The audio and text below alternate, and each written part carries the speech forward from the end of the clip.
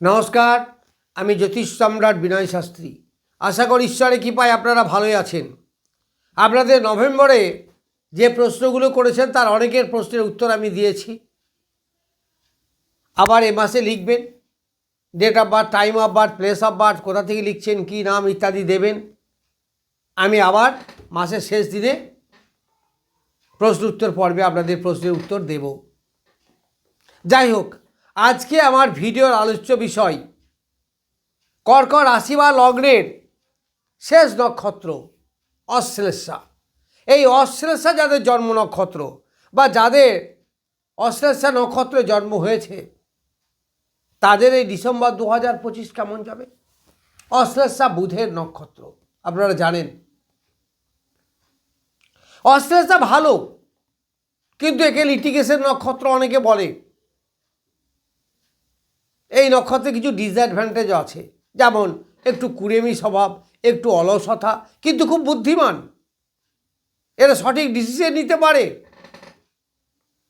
এরা বুধের নক্ষত্র। তো যাই হোক, এই অশ্লেষা নক্ষত্রে যাদের জন্ম হয়েছে তাদের ডিসেম্বর 2025 কেমন যাবে। প্রথমেই বলি, এই কর্কট রাশি বা লগ্নে দেবগুরু বৃহস্পতি তুঙ্গ অবস্থায় বসে আছে। সে 7 নক্ষত্রে বসে আছে। তাহলে 7 নক্ষত্র মানে মিত্র নক্ষত্র, আবার 7 নক্ষত্র মানে নবমপতির নক্ষত্র, ষষ্ঠপতির নক্ষত্র। তাহলে এই বৃহস্পতি যেহেতু তুঙ্গ অবস্থায় আছে, সে সাংঘাতিক ভালো ফল দেবে। কেন দেবে? না কর্কট রাশি বা লগ্নের সাপেক্ষে শুভগ্রহ, আবার নৈসর্গিকভাবে শুভগ্রহ, আবার নিজ নক্ষত্রে আছে, আবার ওই নক্ষত্রে আরও 2টো গ্রহ আছে, শনিদেব এবং বুধ।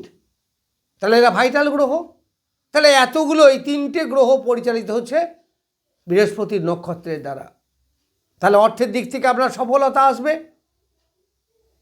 শরীর স্বাস্থ্য মন মানসিকতা ভালো যাবে, দাম্পত্য জীবনে সুখ শান্তি আসবে। যারা স্টুডেন্ট তাদের পড়াশুনো, এডুকেশন একটা ডেভেলপমেন্ট, ধীশক্তি বৃদ্ধি, এইগুলো আপনারা পাবেন। ভাগ্যের সহায়তা, ভাগ্যের উন্নতিমূলক একটা পরিবর্তন, এইগুলো আপনারা পাবেন। অনেকেই নতুন চাকরি পাবেন, বা শরীর স্বাস্থ্য রোগে যারা ভুগছেন দীর্ঘদিন ধরে, তার সেখান থেকে রোগ মুক্তি হওয়ার একটা জায়গা। শত্রু কবলে যারা পড়েছিলেন, শত্রু দ্বারা বারবার অত্যাচারিত হচ্ছিলেন, সেখান থেকে তারা মুক্তি পাবেন। কোর্ট কাছারি ঝগড়া ঝামেলা, এগুলো থেকে অনেকটা রিলিফ পাবেন এই সময়। এই যে বৃহস্পতির নক্ষত্রে শনিদেব বসে আছে, শনি বসে আছে আপনার নবম স্থানে, ভাগ্যস্থানে, সপ্তমপতি নবমে বসে আছে।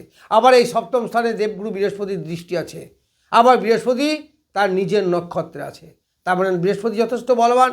তার যে যে জায়গাগুলো দৃষ্টি দিয়ে সেগুলো বলবান হবে, তাহলে সপ্তম স্থান বলবান হবে। তার মানে আপনার দাম্পত্য জীবন একটা সুখ শান্তি এগুলো বিরাজ করবে। অনেকের বিবাহ হবে। আবার ভাগ্যের একটা পরিবর্তন ব্যবসার মাধ্যমে, যারা ব্যবসা করেন তাদের কিন্তু একটা ভাগ্যের পরিবর্তন, ব্যবসায় একটা উন্নতি, কাস্টমারদের সঙ্গে সদ্ভাব সুসম্পর্ক বজায় থাকা, এইগুলো আপনি সব পাবেন।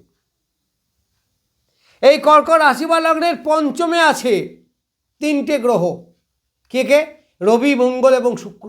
যদিও মঙ্গল 7ই ডিসেম্বরের পর সরে যাবে, কিন্তু রবি গোটা অক্ষর মাসটাই থাকবে। আবার শুক্র 17 নক্ষত্রে আছে। তাহলে 17 নক্ষত্র মানে দারুণ ভালো, বেস্ট নক্ষত্র। তাহলে বেস্ট নক্ষত্র হলে সে সার্বিকভাবে আপনাকে সফলতা এনে দেবে। কী কী সফলতা আসবে? ব্যবসায় ডেভেলপমেন্ট হবে, কমফর্টেবল লাইফ লিড হবে। যারা শৌখিন দ্রব্যের ব্যবসা করেন তাদের উন্নতি হবে। ভোগ বিলাস এগুলো বাড়বে। অনেক দিনের কামনা বাসনা ছিল কিন্তু কোনো প্রকারেই ফুলফিল হচ্ছিল না, সেগুলো এবার ফুলফিল হবে। যারা প্ল্যান ওয়াইজ চলতে পারছিলেন না, তারা প্ল্যান ওয়াইজ চলতে পারবেন। তেমন এক কথাই বলা যায় যে ডিসেম্বর মাসে নক্ষত্রফল বৃশ্চিক রাশি, কর্কট রাশি এদের বেশ ভালো সময়। এই ভালো সময় এই আশা করে বসে থাকলে হবে না, সেই ভালো সময়টাকে কাজে লাগাতে হবে। এরপরেও যদি ভালো না যায় তাহলে আপনি কোনো নিকটবর্তী বা পরিচিত কোনো জ্যোতিষ বা যাকে আপনার বিশ্বাস তার কাছে একটু পরামর্শ নিতে পারেন। শুনুন, জ্যোতিষ মানেই যে কবচ তাবিজ পড়া, আংটি পড়া, এটা নয়। ফার্স্ট যেটা দরকার সেটা হচ্ছে গুড গাইড। এই জন্য জ্যোতিষে বলা হয় ফ্রেন্ড, ফিলোসফার অ্যান্ড গাইড। কারণ বন্ধুর মতো আলোচনা হবে, আপনাকে যুক্তি দেবে কীভাবে কী করবেন।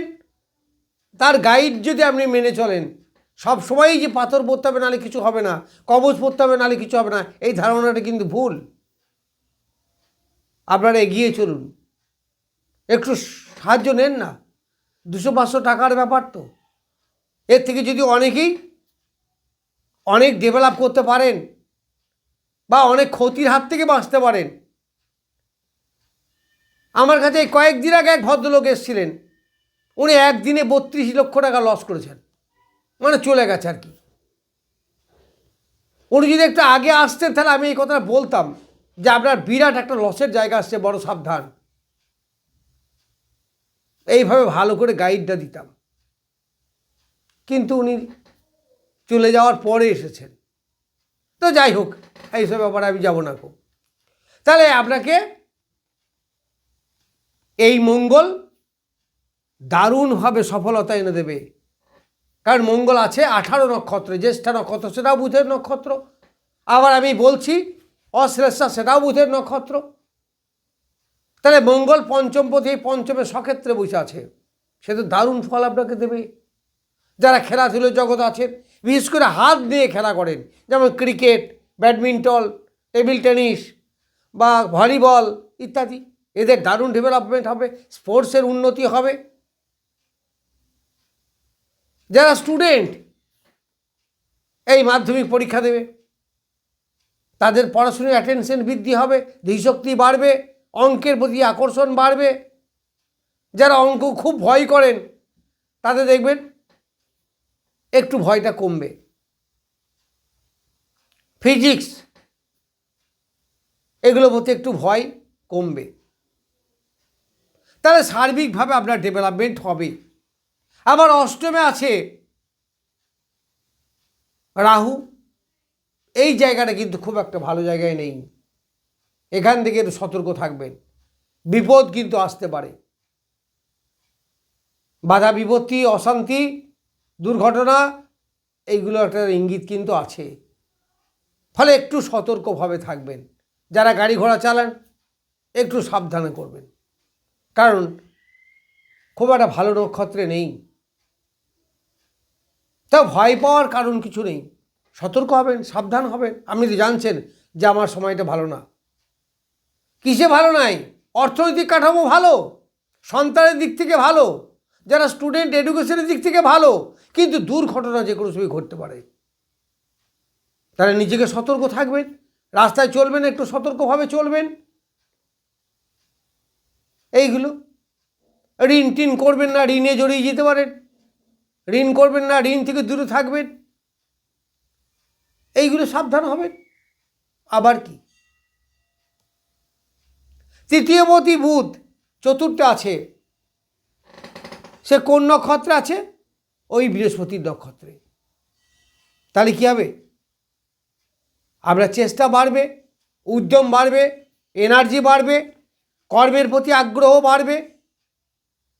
ফলে কর্মের ডেভেলপমেন্ট, শরীর স্বাস্থ্য ভালো, এইগুলো পাওয়া যায়। এই গোটা মাসটাই আপনি পাবেন। আবার কর্কট রাশির সাপেক্ষে লগ্নপতি এবং চতুর্থপতি শুক্র, সেই শুক্র আছে কি বেস্ট নক্ষত্রতে বললাম। তাহলে যথেষ্ট অর্থের প্রাচুর্য ঘটবে, বিলাসবাসন জীবনযাপন, কমফর্টেবল লাইফ লিড করা। যারা গাড়ি কিনতে চাইছেন, শৌখিন দ্রব্য কিনতে চাইছেন, বাড়িটা সুন্দর করে করতে চাইছেন, ফ্ল্যাট কিনতে চাইছেন, তাদের কিন্তু প্রচুর ডেভেলপ হবে এবং আয় উন্নতিও এই সময় বৃদ্ধি পাবে। তাহলে আমি কর্কট রাশি বা লগ্নের অশ্লেষা নক্ষত্রে যাদের জন্ম তাদের ডিসেম্বর 2025 কেমন যাবে সেই সম্বন্ধে কিছু বললাম। নমস্কার, আজ এই পর্যন্তই।